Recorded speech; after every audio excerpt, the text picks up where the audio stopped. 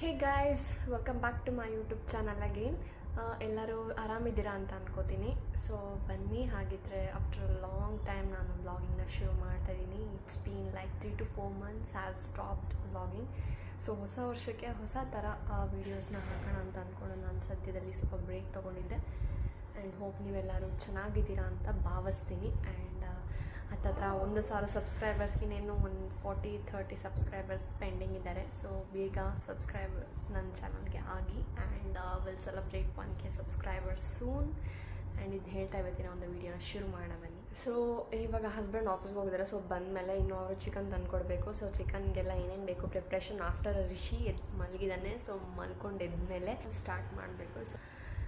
So recipes ಖಂಡಿತವಾಗ್ಲೂ ನಿಮಗೆ ತೋರಿಸ್ತೀನಿ, ಶೇರ್ ಮಾಡ್ಕೋತೀನಿ. So that will get a idea. And I am coming with a super excited new concept videos like daily vlogs related ಆಗಿರ್ಬೋದು ಅಥವಾ content ಆಗಿರ್ಬೋದು. ನಿಮ್ಮೆಲ್ಲರಿಗೂ ಇಷ್ಟ ಆಗುತ್ತೆ. ಸೊ ಅಪ್ಕಮಿಂಗ್ ವೀಡಿಯೋಸ್ ಏನಿದೆ ಧಮಾಕ್ದಾರ್ ಆಗಿರುತ್ತೆ ಅಂತ ಹೇಳೋಕ್ಕೆ ಇಷ್ಟಪಡ್ತೀನಿ. ಸೊ ಇನ್ನು ಯಾರೆಲ್ಲ ನನ್ನ ಚಾನಲ್ನ ಸಬ್ಸ್ಕ್ರೈಬ್ ಮಾಡಿದೆ ಹಾಗೆ ನೋಡ್ತಾ ಇರೋರು ಈಗಲೇ ಹೋಗ್ಬಿಟ್ಟು ಸಬ್ಸ್ಕ್ರೈಬ್ ಮಾಡ್ಕೊಳ್ಳಿ. ಪಕ್ಕದಲ್ಲಿರುವಂಥ ಬೆಲ್ ಐಕನ್ನ ಕ್ಲಿಕ್ ಮಾಡಿ. ಅಲ್ಲಿ ನಾನು ಪ್ರತಿ ಸಲ ವೀಡಿಯೋ ಅಪ್ಲೋಡ್ ಮಾಡಿದಾಗಲೂ ಕೂಡ ಫಸ್ಟ್ ನಿಮಗೆ ನೋಟಿಫಿಕೇಷನ್ ಬರುತ್ತೆ. ಸೊ ಬನ್ನಿ, ಹಾಗಿದ್ದರೆ ಇವತ್ತಿನ ಒಂದು ಸೂಪರ್ ಡೈಲಿ ವ್ಲಾಗ್ ಚಿಕನ್ ರೆಸಿಪೀಸ್ನ ಶುರು ಮಾಡೋಣ. ಅದಕ್ಕಿಂತ ಮುಂಚೆ ಸಂಜೆ ನಾನು ಯಾವಾಗಲೂ ಅಷ್ಟೇ ಬೆಳಗ್ಗೆ ಆಗಿರ್ಬೋದು ಸಂಜೆ ಆಗಿರ್ಬೋದು ದೀಪನ ಹಚ್ಚಿ ನನ್ನ ದಿನನ ಪ್ರಾರಂಭ ಮಾಡ್ತೀನಿ. ಸೊ ಇವಾಗ ದೀಪ ಹಚ್ಚಾಯಿತು, ಪೂಜೆ ಮಾಡಿದೆ. ಸೊ ಸಂಜೆ ಇವಾಗ 6 ಗಂಟೆ ಆಗ್ತಾ ಬರ್ತಿದೆ. ಸೊ ಸ್ವಲ್ಪ ಫ್ರೆಶ್ ಅಪ್ ಆಗಿಬಿಟ್ಟು ನೀವು ನೋಡಿದಾಗೆ ವೀಡಿಯೋ ಕೂಡ ಸ್ಟಾರ್ಟ್ ಮಾಡಿ. ಆ್ಯಂಡ್ ಫಸ್ಟ್ ದೇವರಿಗೆ ಪೂಜೆ ಮಾಡಿಬಿಟ್ಟು ಆ್ಯಂಡ್ ಇವಾಗ ನನ್ನ ಏನಿದೆ ಈವ್ನಿಂಗ್ ರುಟೀನ್ನ ಸ್ಟಾರ್ಟ್ ಮಾಡ್ತಾಯಿದ್ದೀನಿ. ಹೋಪ್ ನನ್ನ ವಿಡಿಯೋ ತುಂಬ ಚೆನ್ನಾಗಿ ಪೋರ್ಟ್ರೇಟ್ ಆಗ್ತಿದೆ ಅಂತ ಅನ್ಕೋತೀನಿ.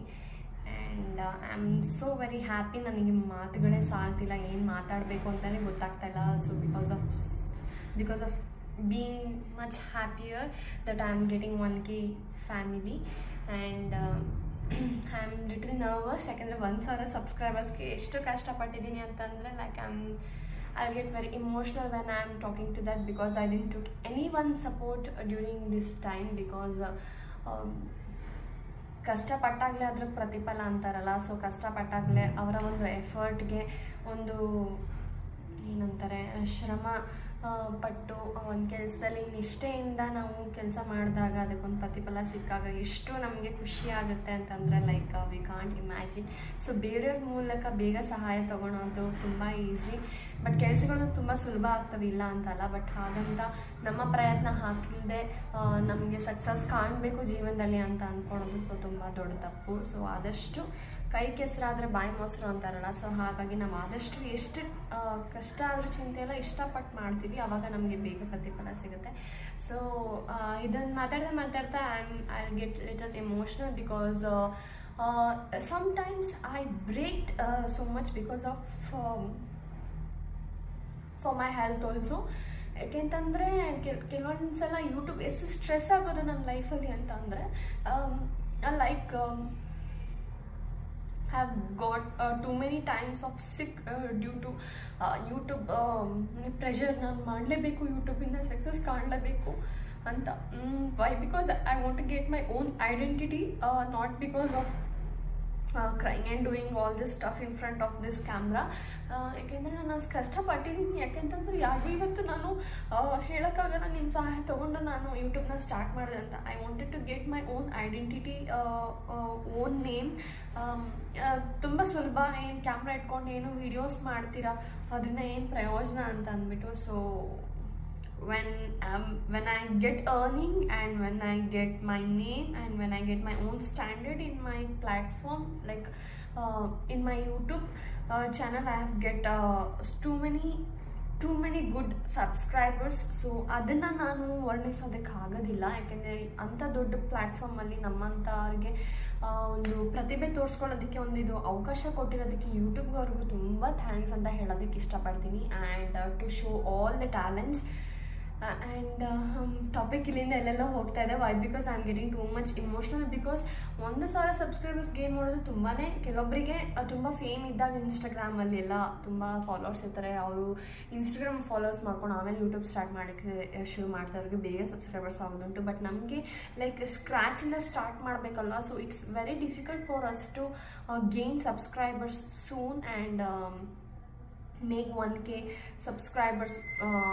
ಅಷ್ಟು ಈಸಿ ಅಲ್ಲ ಇದು. ಕಂಪ್ಯಾಟಿಬಿಲಿಟಿ ಲೈಕ್ ಇನ್ಸ್ಟಾಗ್ರಾಮ್ಗೆ ಕಂಪೇರ್ ಮಾಡಿದರೆ like it's very tough to get YouTube subscribers. One subscribers ನಾವೇನು ಕೌಂಟ್ ಮಾಡ್ಕೊತ ಹೋಗ್ತೀವಿ, ಇಟ್ ಲೈಕ್ ಅದು ಲೈಕ್ ಹೇಳೋದಕ್ಕಾಗಲ್ಲ ಎಷ್ಟು ಟಫ್ ಇರುತ್ತೆ ಯೂಟ್ಯೂಬಲ್ಲಿ ಕಾಂಪಿಟೇಷನ್ ಅಂತ ಅಂದ್ಬಿಟ್ಟು. ಏನೋ ಸ್ವಲ್ಪ ಫೇಮ್ ಇರೋರಿಗೆಲ್ಲ ಬೇಗ ಆಗ್ತಾರೆ, ಬಟ್ ನಮ್ಮಂಥವ್ರಿಗೆ ಲೈಕ್ ನಮ್ಮ ಕಲೆನ ಗುರುತಿಸಿ ಲೈಕ್ ಯೂಟ್ಯೂಬ್ ಚಾನಲಲ್ಲಿ ಸಬ್ಸ್ಕ್ರೈಬ್ ಆಗೋದು ಕೆಲವರು ತುಂಬ ಕಮ್ಮಿ ಅಂತಲೇ ಹೇಳ್ಬೋದು.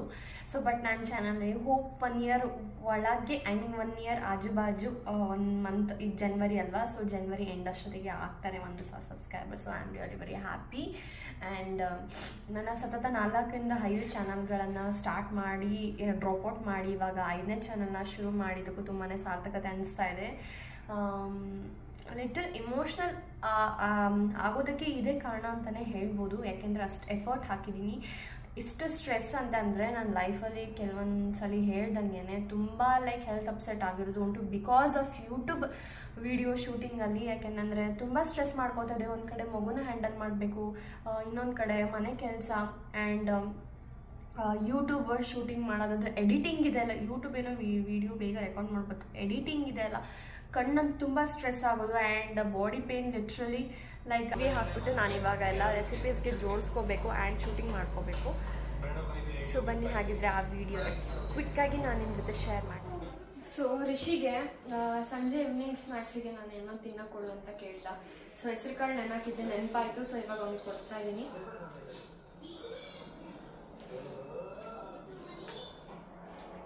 ಇತ್ತೀಚೆಗೆ ನಾನು ಹೇಳ್ದಂಗೆ ಆಲ್ಮೋಸ್ಟ್ ತರಕಾರಿ ಮತ್ತು ಹಣ್ಣುಗಳನ್ನ ರೂಢಿ ಮಾಡ್ಕೊಂಡಿದ್ದೀನಿ. ಸೊ ಕ್ವಿಕ್ಕಾಗಿ ಏನೇನು ಬೇಕೋ ಎಲ್ಲ ಹೆಚ್ಕೊತೀನಿ. ಹೆಚ್ಕೊಂಡು ಆದ್ಮೇಲೆ ನಿಮಗೆ ತೋರಿಸ್ತೀನಿ. ಓಕೆ,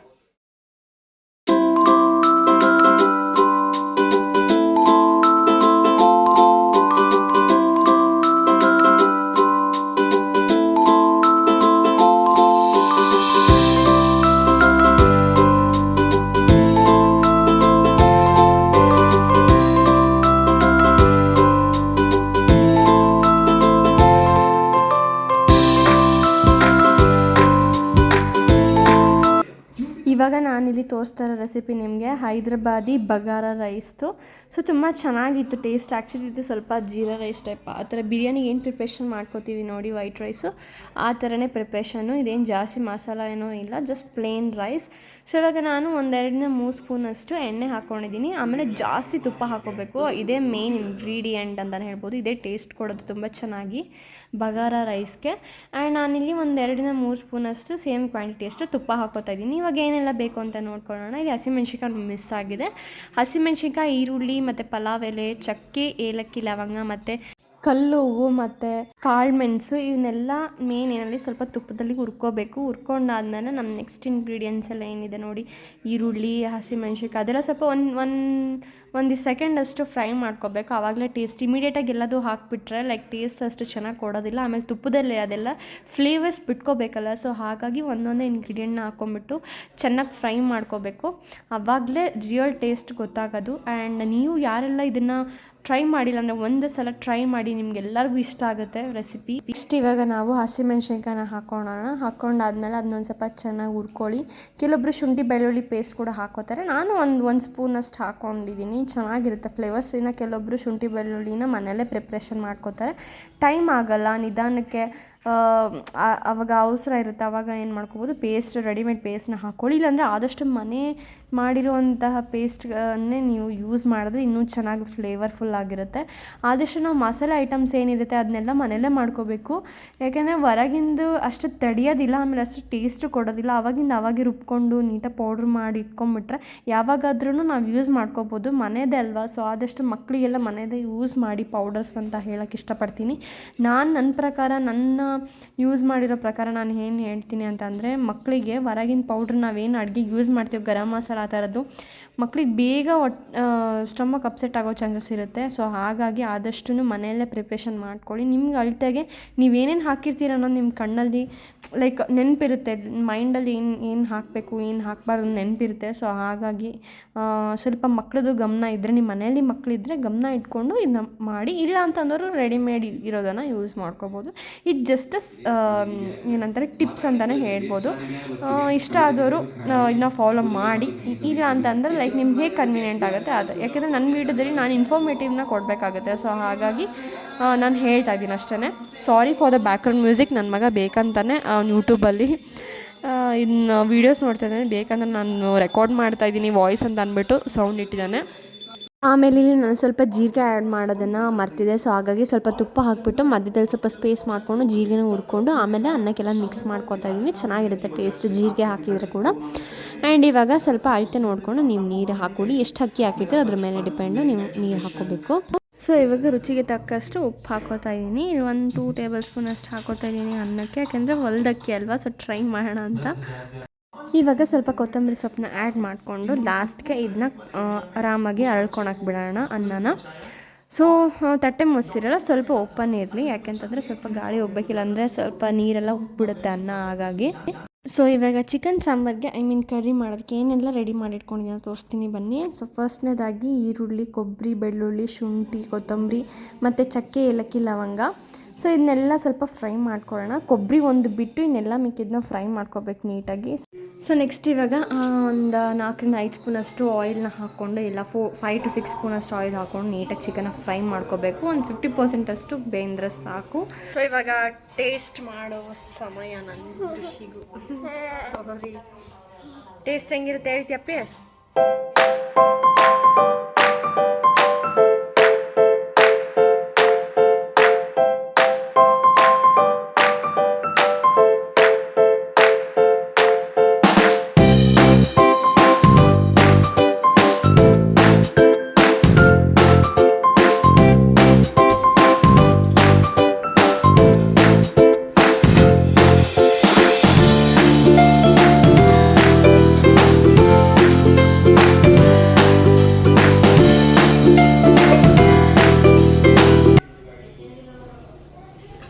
ಚಿಕನ್ ರೆಡಿ ಇದೆ. ಇವಾಗ ಕುಕ್ಕರ್ಗೆ ಹಾಕೋಣ ಬನ್ನಿ.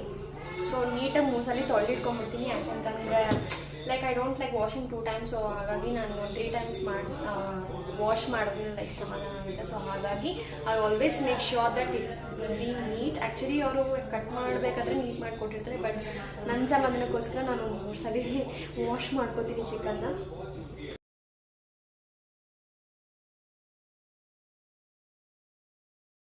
ಉಪ್ಪು ಖಾರ ಹಾಕಿ ಚೆನ್ನಾಗಿ ಕಲಸಿ ಒಂದು 10 minutes ಅದು ಬಿಡಬೇಕು. So that it soaks all the chilli and salt on it, so that it will be prep very very very good ಅಂತಲೇ ಹೇಳ್ಬೋದು. ಸೊ ಹಾಗಾಗಿ ಅದಕ್ಕೆ ಸ್ವಲ್ಪ ಗ್ಯಾಸ್ ಆಫ್ ಮಾಡಿಬಿಟ್ಟು ನೆನಪಾಯ್ತು. ಸೊ ಹಾಗಾಗಿ ಐ ಜಸ್ಟ್ ಪುಟ್ ಇಟ್.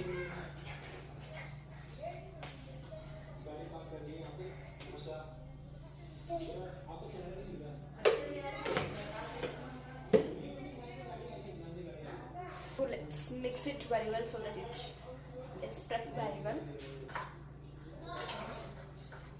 ನಾನು ಆಯಿಲ್ ಹಾಕಿದ್ದೀನಲ್ಲ, ಸೊ ಹಾಗಾಗಿ it gets very well.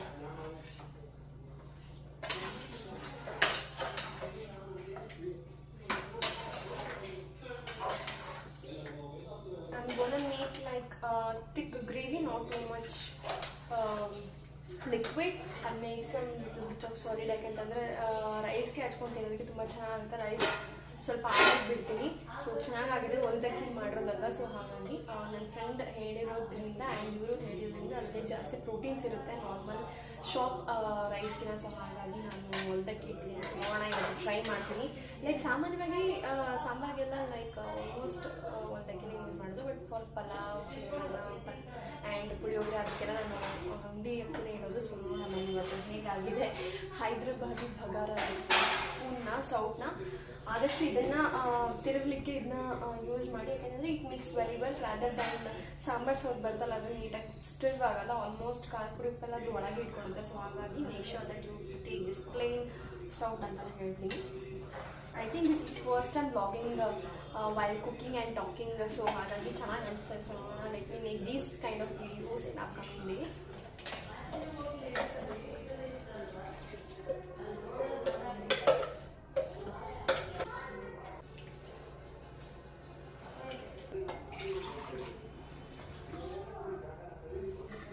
Actually ಇವಾಗ ತೋರಿಸ್ತೀನಿ, ಮಸಾಲೆ ಹಾಕಿದ್ದೀನಿ, ಎಷ್ಟು ಚೆನ್ನಾಗಿ ಎಣ್ಣೆದು ಕಲರ್ ಬಿಟ್ಟಿದೆ ಗೊತ್ತಾ. ನೀವೇನಾದರೂ ನೋಡಿದರೆ ನಿಜವಾಗ್ಲೂ ನಾನು ಈ ರೆಸಿಪಿನ ಖಂಡಿತ ಟ್ರೈ ಮಾಡಬೇಕು ಅಂತ ಅನ್ಸುತ್ತೆ. ಸೊ ಬನ್ನಿ ನಿಮಗೆ ತೋರಿಸ್ತೀನಿ, ಪೀಕ್ ಮಾಡ್ತೀನಿ.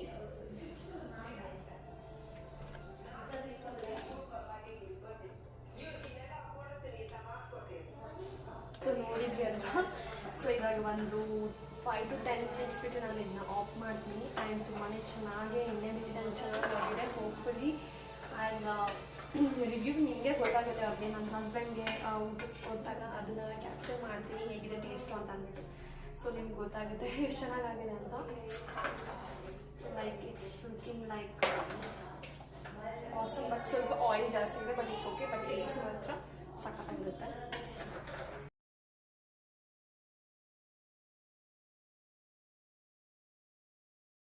ನೋಡ್ಕೊಂಡು ವಾಟರ್ ಮಿಕ್ಸ್ ಮಾಡ್ಕೊಳ್ಳೋಣ. ಲೋ ಫ್ಲೇಮಲ್ಲಿ ಒಂದು 5 to 10 ನಿಮಿಷ ಬಿಟ್ಟು ಆಫ್ ಮಾಡೋಣ. ಆ್ಯಂಡ್ ರೈಸ್ ಕೂಡ ತೋರಿಸ್ತೀನಿ ಬನ್ನಿ.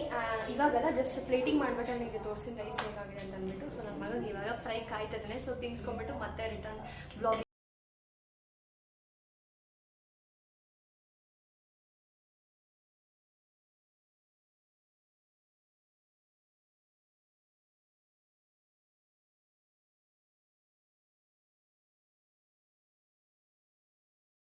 ಸೊ ಇವಾಗ ಹಸ್ಬೆಂಡ್ ಇಟ್ಕೊಳ್ಳೋಣ ಊಟ ಅಂದ್ಕೊಂಡು ಬಂದಿದ್ದೀನಿ. ಸೊ ನೋಡೋಣ ಅವ್ರ ರಿಯಾಕ್ಷನ್ ಹೇಗಿರುತ್ತೆ ಅಂತ. ಸೊ ಟೇಸ್ಟ್ ಮೇಲೆ ಇವತ್ತು ಅವರ ಒಂದು ರಿವ್ಯೂನ ಕೊಡ್ತಾರೆ ನಾನು ಅಡುಗೆ ಹೇಗೆ ಮಾಡಿದ್ದೀನಿ ಅಂತ ಅಂದ್ಬಿಟ್ಟು. ಆ್ಯಕ್ಚುಲಿ ನಾನು ನಾನ್ ವೆಜ್ಜಲ್ಲಿ ತುಂಬ ಚೆನ್ನಾಗಿ ಮಾಡ್ತೀನಿ ಅಡುಗೆನ. ಬಟ್ ನೋಡೋಣ ಬನ್ನಿ ಅವ್ರಿಗೆ ಹೇಗೆ ಅನಿಸ್ತು ಟೇಸ್ಟ್ ಅಂತ ಕೇಳೋಣ. ಆ್ಯಂಡ್ ಫಸ್ಟ್ ಟೈಮ್ ಅಲ್ವಾ, ಸೊ ಅವ್ರೇನಾದ್ರು ಕಾಂಪ್ಲಿಮೆಂಟ್ ಕೊಟ್ಟಾಗ ಲೈಕ್ ನಗು ಬಂದುಬಿಡುತ್ತೆ. ಲೈಕ್ ಬೇಕಂತಲೇ ಜೋಕ್ ಮಾಡ್ತಾರೆ. So honestly, he'll tell how is the taste and all. So let us see what's his reaction after eating his first bite. Hyderabadi Bagara rice.